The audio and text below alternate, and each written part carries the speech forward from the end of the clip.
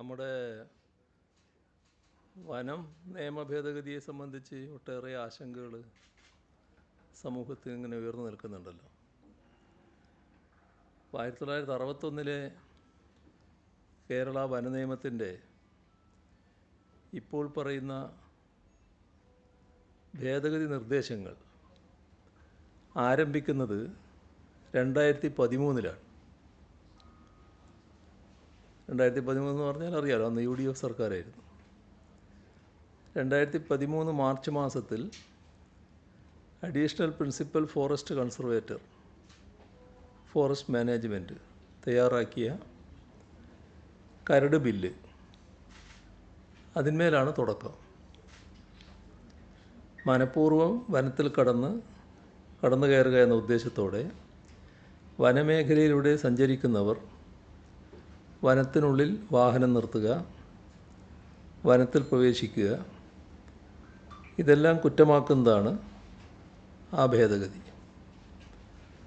അതിൻ്റെ തുടർ നടപടികളാണ് പിന്നീടുണ്ടായത്. ഇപ്പോൾ വന നിയമ ഭേദഗതി സംബന്ധിച്ച നിർദ്ദേശങ്ങളെക്കുറിച്ച് പല ആശങ്കകളും ഉയർന്നിട്ടുണ്ട്. ഇതിൽ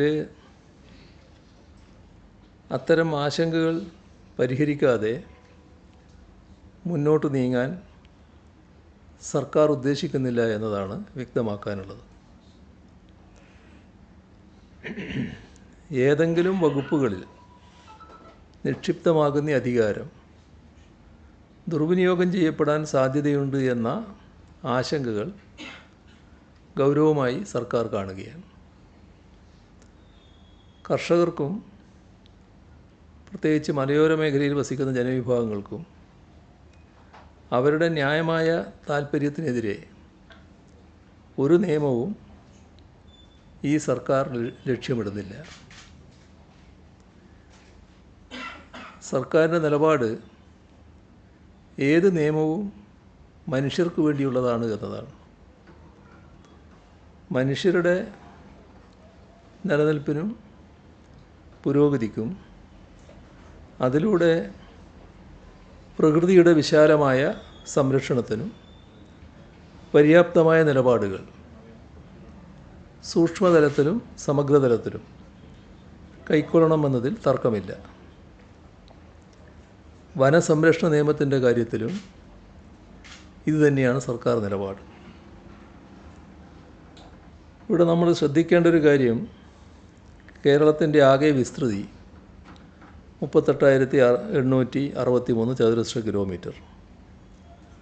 അതിൽ 11,309 ചതുരശ്ര കിലോമീറ്റർ വനമേഖലയാണ്.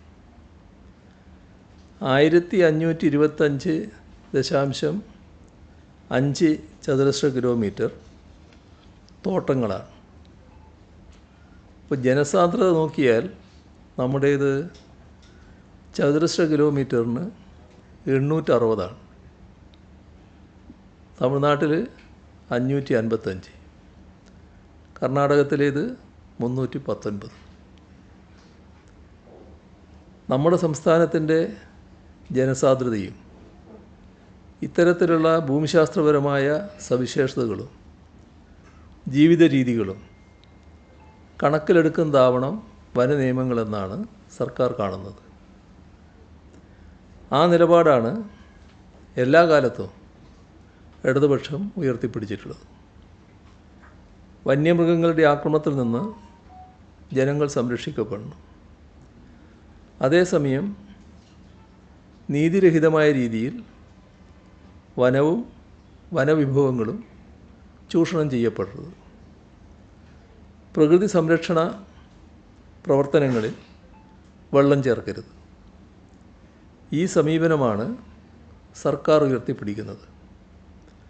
അതിലൊരു മാറ്റവും വരുത്താൻ ഉദ്ദേശിക്കുന്നില്ല. നിലവിൽ വനഭേദഗതി ബില്ലുമായി ബന്ധപ്പെട്ട ഒട്ടേറെ പ്രചരണങ്ങൾ നടക്കുന്നുണ്ട്. ആശങ്കകൾ സൃഷ്ടിക്കപ്പെടുന്നുമുണ്ട്. ജനങ്ങളെ പ്രയാസപ്പെടുത്തുന്നതോ ആശങ്കയിലാക്കുന്നതോ ആയ ഒരു നിയമഭേദഗതിയും ഈ സർക്കാരിൻ്റെ ഭാഗത്ത് നിന്ന് ഉണ്ടാകില്ല എന്ന് ആവർത്തിച്ച് വ്യക്തമാക്കുകയാണ്.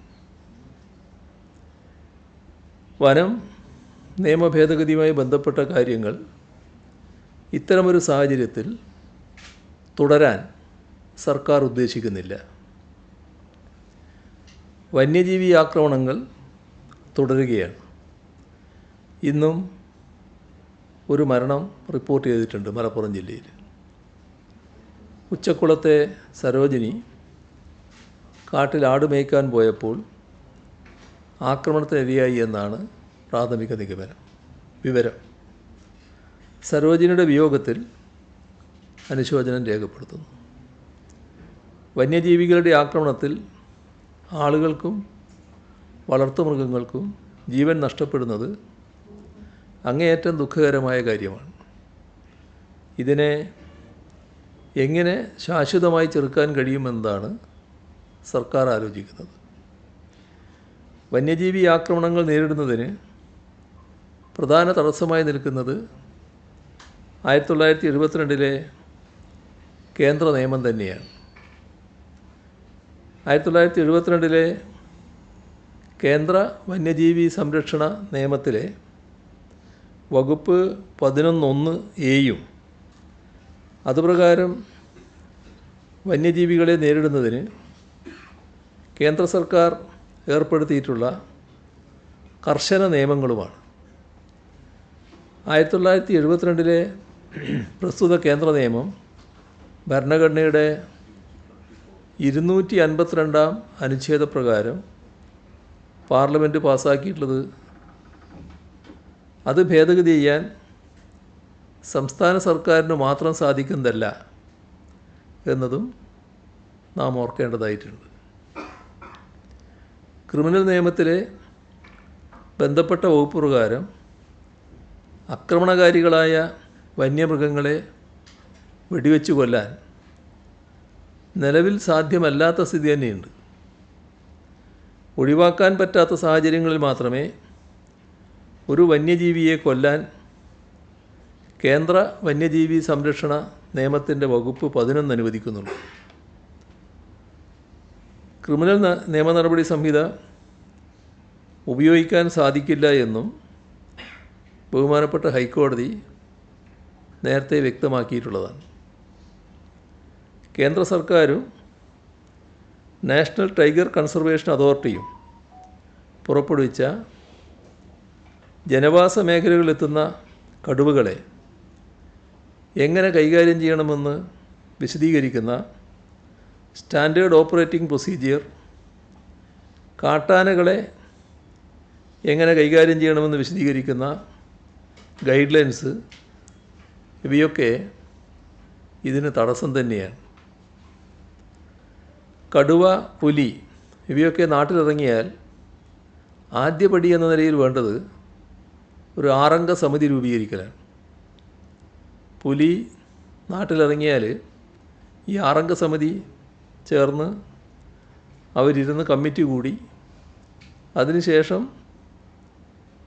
കാര്യങ്ങൾ നീക്കുകയാണ്. അപ്പോൾ ഈ കമ്മിറ്റി കഴിയുന്നതുവരെ പുലി ആ സ്ഥലത്ത്, നമ്മുടെ നിയമത്തിൻ്റെ ഒരു അവസ്ഥയാണ് ഞാൻ പറയുന്നത്. പുലി അവിടെ തന്നെ നിൽക്കുമെന്ന് കാണാൻ പറ്റില്ല. സ്ഥിരമായി മനുഷ്യൻ്റെ മരണത്തിന് കാരണമാകുന്ന, കൊല്ലുന്നത് ശീലമാക്കിയ കടുവയല്ലെങ്കിൽ അതിനെ യാതൊരു കാരണവശാലും 1972 വന്യജീവി സംരക്ഷണ നിയമപ്രകാരം കൊല്ലാൻ പാടില്ല. അടിയന്തര സാഹചര്യങ്ങളിൽ കാട്ടാനകളെ നേരിടുന്നതിനും ഇപ്രകാരം മാർഗനിർദ്ദേശങ്ങളും SOPയും നിലവിലുണ്ട്. ആനയെ തിരിച്ചറിയുന്നതിനുള്ള നടപടികൾ, അതിൻ്റെ ചലനം നിരീക്ഷിക്കൽ, ക്യാമറകൾ സ്ഥാപിക്കൽ, ഇത്തരം കാര്യങ്ങൾ അതിൽ ചിലതാണ്. ഇതിനായി DFO അല്ലെങ്കിൽ വൈൽഡ് ലൈഫ് വാർഡൻ്റെ റിപ്പോർട്ട്, അത് ശുപാർശ ചെയ്തുകൊണ്ട് CCFൻ്റെ റിപ്പോർട്ട്, ഇവ ലഭിച്ചാൽ മാത്രമേ മയക്കുവെടി വെച്ച് പിടിക്കാൻ ചീഫ് വൈൽഡ് വാർഡന് അനുമതി നൽകാൻ സാധിക്കുകയുള്ളൂ. ഇത്തരം നടപടിക്രമങ്ങൾ പാലിക്കേണ്ടി വരുന്നതുകൊണ്ടാണ് മയക്കുവെടി വെക്കാനുള്ള ഉത്തരവ് പുറപ്പെടുവിക്കാൻ പോലും കാലതാമസം നേരിടുന്നത്. ഇത് പൊതുജനങ്ങളുടെ പരാതിക്ക് വലിയ തോതിൽ കാരണമാവുകയും ചെയ്യുന്നുണ്ട്. കേന്ദ്ര നിയമത്തിൻ്റെ പട്ടിക 2 പറഞ്ഞ കാട്ടുപന്നിയെപ്പോലും ക്ഷുദ്രജീവിയായി പ്രഖ്യാപിച്ച് അവയെ ഏതു വിധേനയും കൊല്ലുന്നതിന് നിരവധി തവണ സംസ്ഥാനം അനുമതി തേടിയതാണ്. പക്ഷേ കേന്ദ്ര സർക്കാർ ആവർത്തിച്ച് അനുമതി നിഷേധിക്കുകയാണ്.